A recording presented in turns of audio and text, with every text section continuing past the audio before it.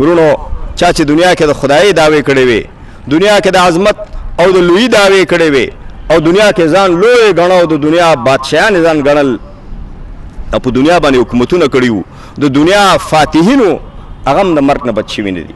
فرعون مړ شوی دی، نمرود مړ شوی دی، ستالین مړ شوی دی. د دنیا لوی لوی خلق، د دنیا لوی لوی طاقتونه او قوتونه، د لوی لوی طاقتونو او قوتونو مالکان د دنیا نه تللي دي او د دنیا نه ختم شوي دي. هغه خلک مړه شوي دي چې څوک الله نه مني، هغه خلک مړه شوي دي چې څوک قیامت نه مني، هغه خلک مړه شوي دي چې څوک د قبر ګمان دا دی چې د خلکو مرګ او ژوند خو زما په لاس کې دی. چا چې اتوم بم جوړ کړی دی هغه هم مړ شوی دی. چا چې د انسانانو د تباهي او د بربادي دپاره اتوم بم جوړ کړی او خپل ګمان یې دا و چې د خلکو زه مړه کوی شم، په 2-3 دقیقو کې خو ټوله دنیا زه تباه کوی شم او بربادوی شم، هغه هم مړ شوی دی. هغه هم خپل پروردګار سره مخامخ شوی دی، هغه هم خپل رب سره او خپل پروردګار سره مخامخ کیږي. د دنیا لوی لوی خلک تللي دي او تباه شوي دي. قرآن عظیم الشان کې الله رب العالمین فرمایلی کل نفس ذائقة الموت، هر نفس هر زنده سر به د مرګ مزه سکی. انما توفون اجورکم یوم القیامة، او یقینا ستاسو اجرونه به د قیامت په ورځ باندې تاسو ته پوره پوره درکول کیږي.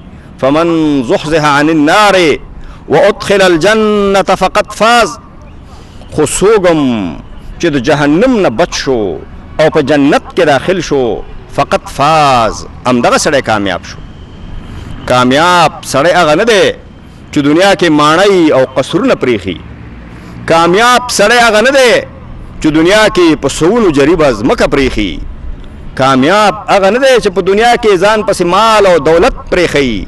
کامیاب هغه دی فمن زحزح عن النار وادخل الجنة فقد فاز، څوک چې د جهنم نه بچ شو، د الله د قهر نه او د الله د غضب نه بچ شو، وادخل الجنة او د خپل پروردگار باغونو ته دننه شو، د عدن باغونو ته دننه شو، د همیشوالي باغونو ته دننه شو، همغه کامیاب شو.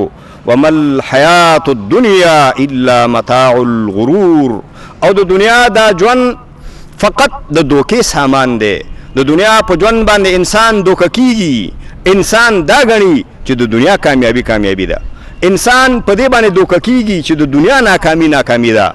قرآن مونږ ته وایي، زمونږ پروردګار مونږ ته وایي چې اصلي کامیابی د آخرت کامیابی ده او اصلي ناکامي د آخرت ناکامي ده.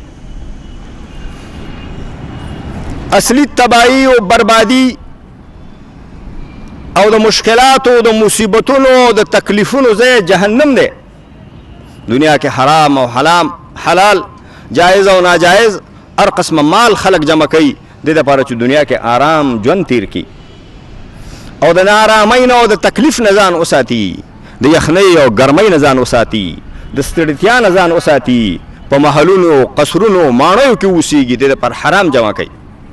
خو ورونو دنیا د آرام ځای نه دی، دنیا د راحت ځای نه دی، دنیا د امتحانګاه ده. دنیا کې الله د انسانانو امتحان اخلي، د آرام ځای، د راحت ځای، د عیش او د عشرت ځای د انسانانو دپاره، د مؤمنانو دپاره، د مسلمانانو دپاره د عیش او عشرت ځای او د راحت ځای هغه جنت دی. او د دنیا تکلیفونه او د دنیا مصیبتونه د سره تکلیفونه نه دي، د تکلیفونو ځای او د مصیبتونو ځای هغه جهنم دی. امام غزالی رحمت الله علیه وایي چې الله دنیا کې راحت، عیش او عشرت ځکه خلکو ته ښودلی چې خلک پوه شي چې عیش څه ته وایي، عشرت څه ته وایي، راحت څه ته وایي، سکون او اطمینان څه ته وایي، چې بیا الله پاک خلکو ته ووایي چې د عیش او عشرت ځای او د راحت ځای، د سکون او د آرام ځای او د مزو ځای جنت دی.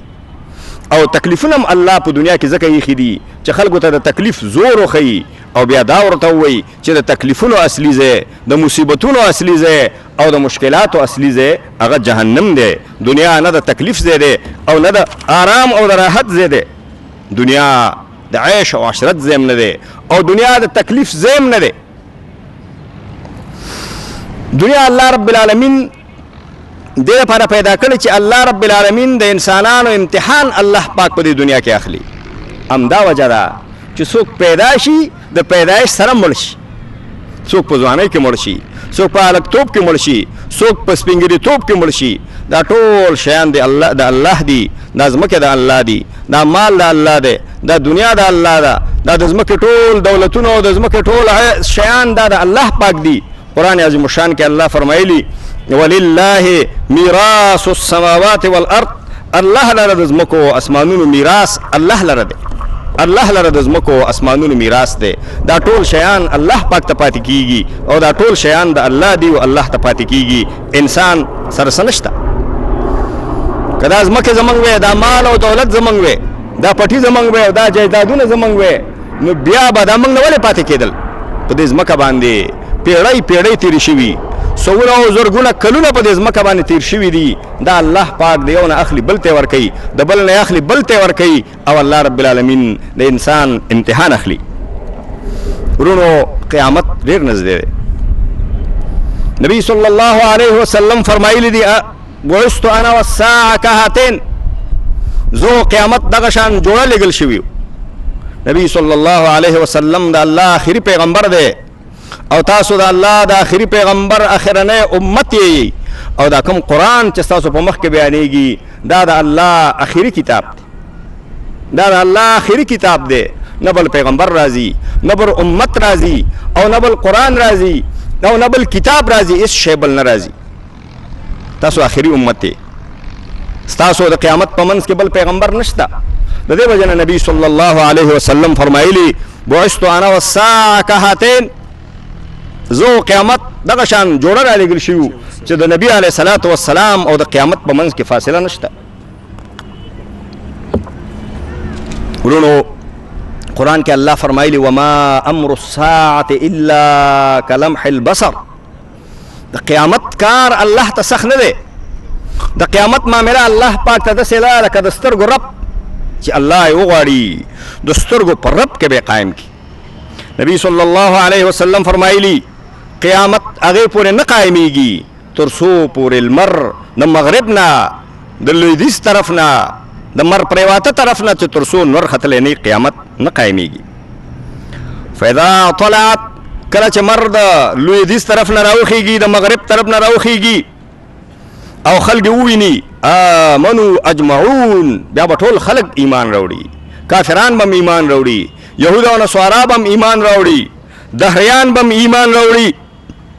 خو نبی صلی الله علیه وسلم فرمایل چې الله فرمایلی لا ينفع نفسا ایمانها لم تكن آمنت من قبل او کسبت فی ایمانها خیرا.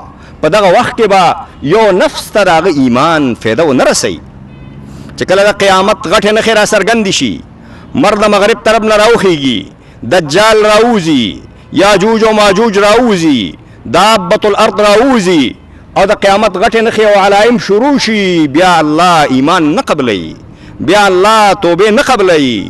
هغې پورې هغه وخت پورې د توبې دروازه وازه ده، هغه وخت پورې الله رب العالمین چانس ورکړی دی، مهلت الله رب العالمین ورکړی دی. او ته به وایې چې دا مر نو به کله د مغرب نه راوخیږي، دا خو به چېرته خیږي، د دې چاته علم نشته چې کله خیږي، کیدای شي سبا راوخیږي. جبرائیل علیه السلام نبی علیه الصلاة والسلام نه پوښتنه وکړه چې ای د الله پیغمبره قیامت کله قایمیږي؟ قال وما المسؤول عنها باعلم من السائل، چا نه چې پوښتنه شوې او چا چې پوښتنه کړې دواړه برابر دي. نه ته پوهېږې او نه زه پوهېږم چې کله به